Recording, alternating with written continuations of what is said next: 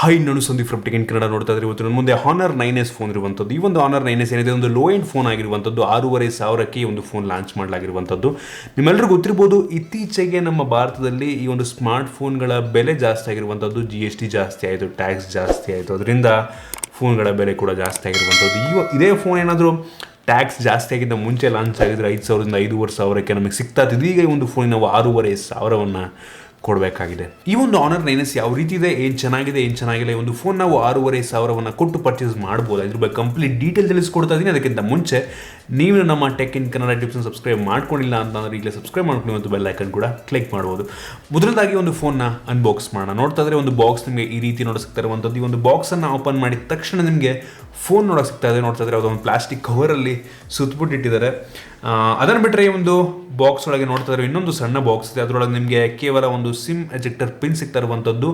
ಈ ಒಂದು ಬಾಕ್ಸಲ್ಲಿ ನಿಮಗೆ ನಾನು ಅನ್ಬಾಕ್ಸ್ ಮಾಡ್ತಿರುವಂಥ ಬಾಕ್ಸ್ ಒಳಗೆ ಯಾವುದೇ ಒಂದು quick start guide, user manual ಏನೂ ಇಲ್ಲ, ವಾರಂಟಿ ಕಾರ್ಡ್ ಸಹ ಇಲ್ಲ.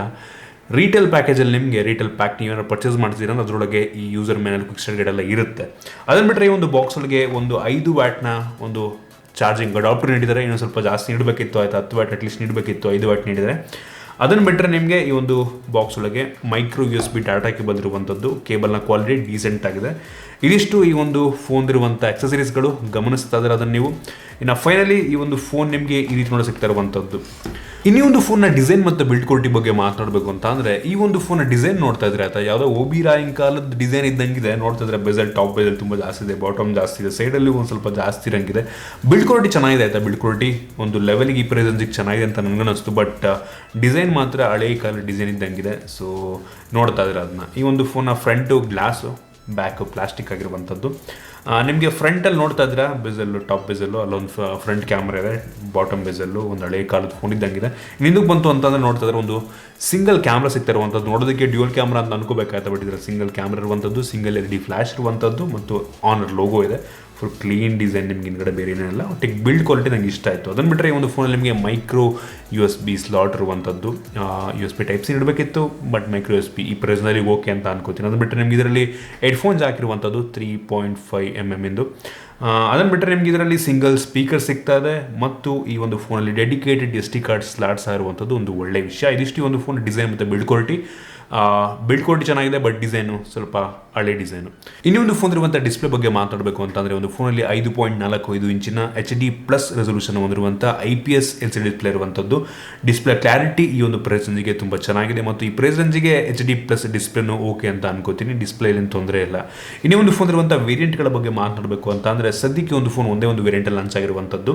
2GB RAM ಮತ್ತು 32GB internal memory ಇದರಲ್ಲಿರುವಂಥದ್ದು. 2GB RAM ಸ್ವಲ್ಪ ಕಡಿಮೆ ಆಯಿತು ಅಂತ ಅನ್ಸುತ್ತೆ, ಮತ್ತು 32GB ಓಕೆ ಅಂತ ಅನ್ಕೋತೀನಿ ಅಂತ.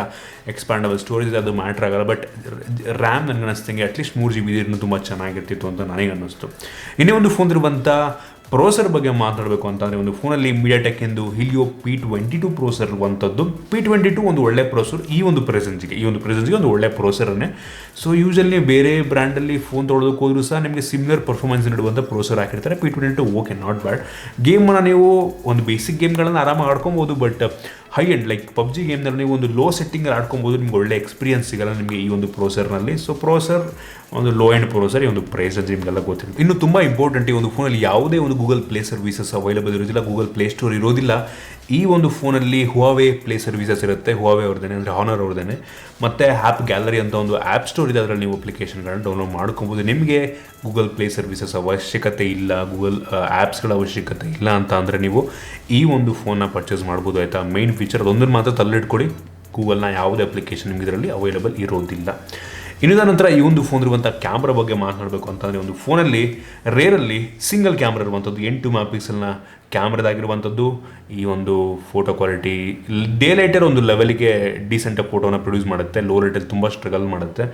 ಸೊ ಆ ಫೋಟೋ ಸ್ಯಾಂಪಲ್ಸನ್ನು ನೋಡ್ತಾ ಇದ್ರೆ ನೀವೇ ಜಡ್ಜ್ ಮಾಡ್ಬೋದು, ಕ್ಯಾಮ್ರಾ ಅಷ್ಟೊಂದು ಚೆನ್ನಾಗಿಲ್ಲ. ನಾನು ಫ್ರಂಟ್ ಕ್ಯಾಮ್ರಾ ಬಂತು ಅಂತಂದರೆ 5 MP ಫ್ರಂಟ್ ಕ್ಯಾಮ್ರಾದಾಗಿರುವಂಥದ್ದು. ಇದು ಕೂಡ ಡೀಸೆಂಟ್ ಆಗಿದೆ, ಇದು ಪರವಾಗಿಲ್ಲ ಆಯಿತಾ, ಮಚ್ ಬೆಟರ್ ಬ್ಯಾಕ್ ಕ್ಯಾಮ್ರಾಗಿಂತ ಫ್ರಂಟ್ ಕ್ಯಾಮ್ರಾ ಒಂದು ಲೆವೆಲ್ಗೆ ಚೆನ್ನಾಗಿದೆ. ಆ ಸ್ಯಾಂಪಲ್ಸ್ನ ಕೂಡ ಗಮನಿಸ್ತಾ ಇದ್ದೀರಾ. ಇನ್ನೊಂದು ಫೋನ್ ಸೆಕ್ಯೂರಿಟಿ ಬಗ್ಗೆ ಮಾತಾಡಬೇಕು ಅಂತಂದರೆ, ಒಂದು ಫೋನಲ್ಲಿ ಯಾವುದೇ ಒಂದು ಫಿಂಗರ್ ಪ್ರಿಂಟ್ ಸೆನ್ಸರ್ ಇಲ್ಲ. ನಿಮ್ಗೆ ಈ ಪ್ರೆಸೆನ್ಸಲ್ಲಿ ಯೂಶಲಿ ಕೆಲವು ಬ್ರ್ಯಾಂಡ್ಗಳು ಫಿಂಗರ್ ಪ್ರಿಂಟ್ ಸೆನ್ಸರ್ ಇರ್ತವೆ ಆಯಿತಾ. ಫಾರ್ ಎಕ್ಸಾಂಪಲ್ ಇನ್ಫಿನಿಕ್ಸಲ್ಲಿ ಕೆಲವೊಂದು ಫೋನ್ಗಳಲ್ಲಿ ನಿಮಗೆ ಫಿಂಗರ್ ಪ್ರಿಂಟ್ ಸೆನ್ಸರ್ ಇರುತ್ತೆ, ಬಟ್ ಈ ಒಂದು ಫೋನಲ್ಲಿ 6,500 ಕೊಟ್ಟರು ಸಹ ಫಿಂಗರ್ ಪ್ರಿಂಟ್ ಸೆನ್ಸರ್ ಇಲ್ಲ. ಅದೊಂದು ಬೇಜಾರಾಗುವಂಥ ವಿಷಯ. ಇನ್ನು ಫೇಸ್ ಅನ್ಲಾಕ್ ಇದೆ. ಫೇಸ್ ಅನ್ಲಾಕ್ ನೋಡ್ತಾ ಇದ್ದಾರೆ ಒಂದು ಲೆವೆಲ್ಗೆ ಸ್ಲೋ ಇದೆ, ಗಮನಿಸ್ತಾ ಇದ್ರೆ ಅದನ್ನ ನೀವು ತುಂಬ ಫಾಸ್ಟ್ ಅಂತ ಅನ್ನಲ್ಲ, ಡೀಸೆಂಟ್ ಆಗಿದೆ.